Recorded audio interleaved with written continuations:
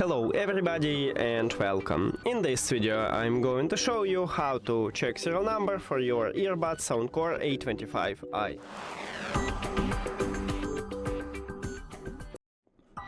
And basically we have a few options how to check it. The first one, we can use a box, and at the top of the box we have a SAN right here, so it means serial number, and you can check it here.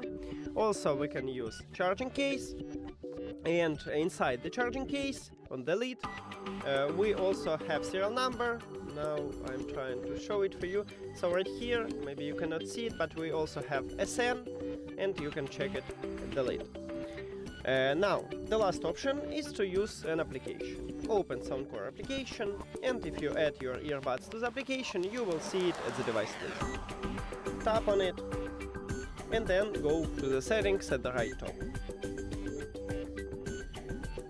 And in the third line we have serial number. You can check it here, and you can also click at the copy icon to copy it. And as you can see, I just did it.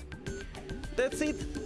Thank you for watching this video. If you found it helpful, please consider subscribing to the channel and leave the like on the video. See you later!